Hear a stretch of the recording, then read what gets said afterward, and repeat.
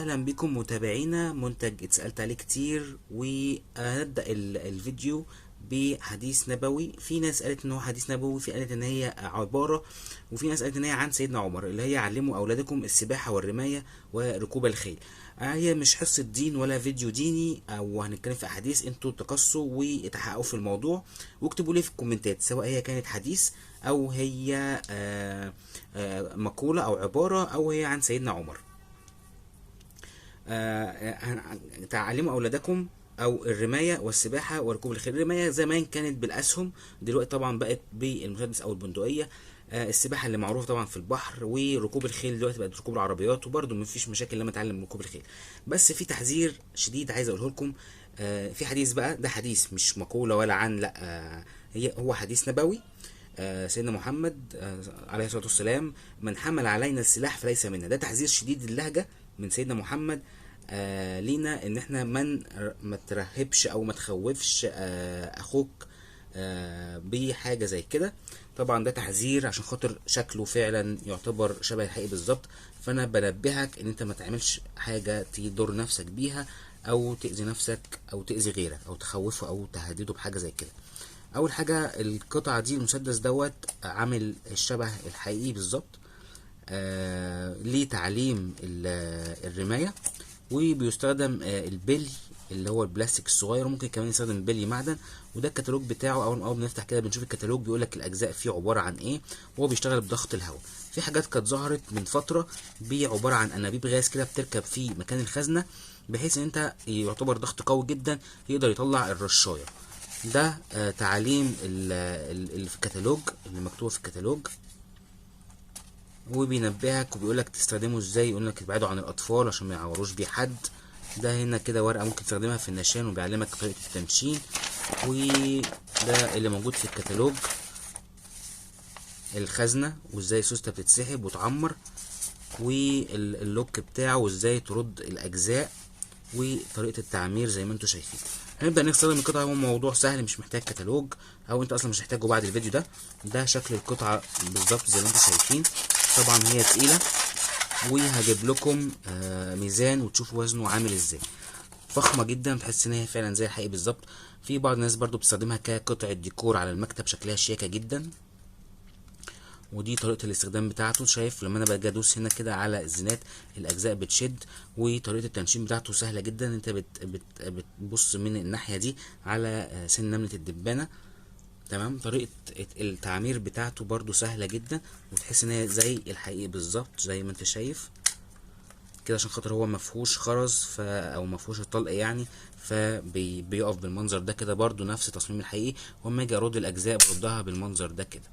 طبعا زي ما انت سامع صوت شد الاجزاء قوي جدا. المكونات كلها اللي جوه حديد، والجسم الخارجي بتاعه فايبر.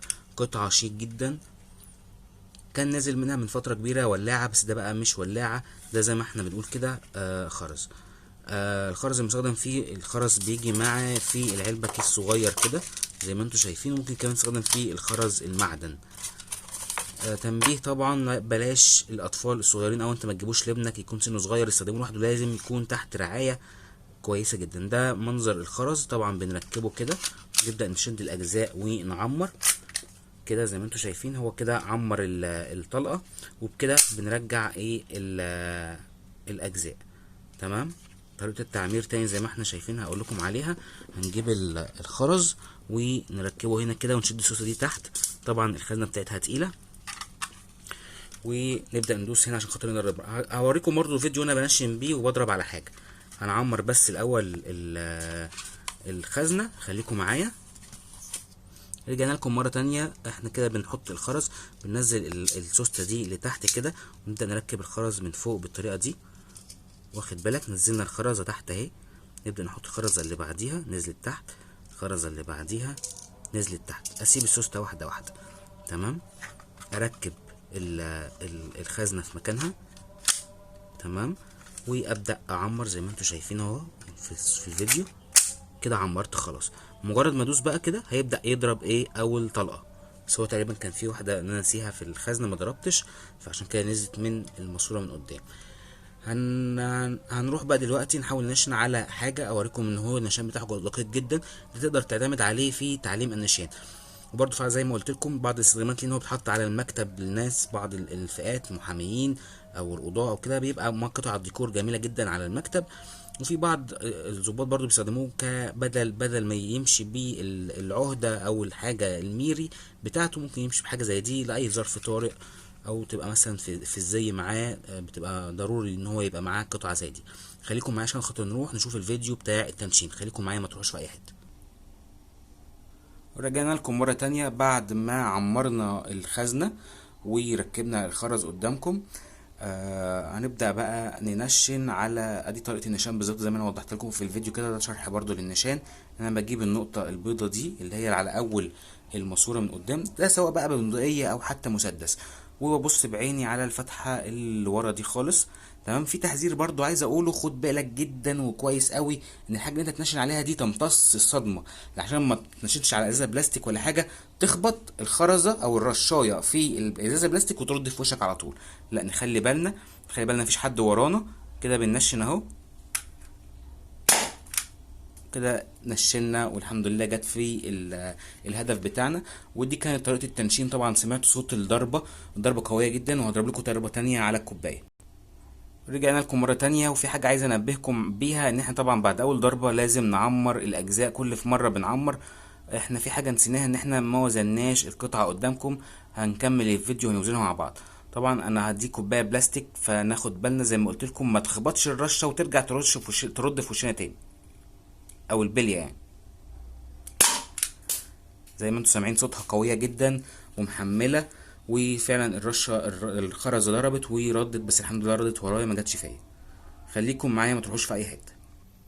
اعزائنا المتابعين، جينا لكم مره تانية لاخر حاجه في الفيديو اللي احنا هنوزن فيها القطعه ونوريكم وزنها ايه وان هي محمله. وانا ماسكه في ايدي انا متاكد ان هو معدن، بس الجسم الخارجي ده فايبر.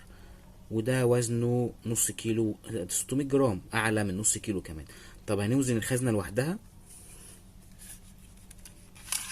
الخزنه برضو معدن اهو زي ما انتم شايفين. الخزنه لوحدها عامله 230 جرام. مره تانية كله على بعضه عامل 620 جرام. ما شاء الله محمله شبه الحقيقي بالظبط. تقدر تستخدمها كقطعه ديكور او ماكت لتصوير. طبعا في الافلام والمخرجين والحاجات دي كلها ممكن تستخدمها بكل سهوله جدا في قطعه ديكور للتصوير. وتستخدمها في تعليم الرمايه، ولو سنهم صغير يا ريت يكون في اشراف عليهم كويس جدا. وما تنسوش اللي قلت لكم في الحلقه، علموا اولادكم الرمايه والسباحه وركوب الخيل. وان في تنبيه شديد من سيدنا محمد ان من رفع سلاحا على حد زميله، يعني ان هو ايه، ليس منه.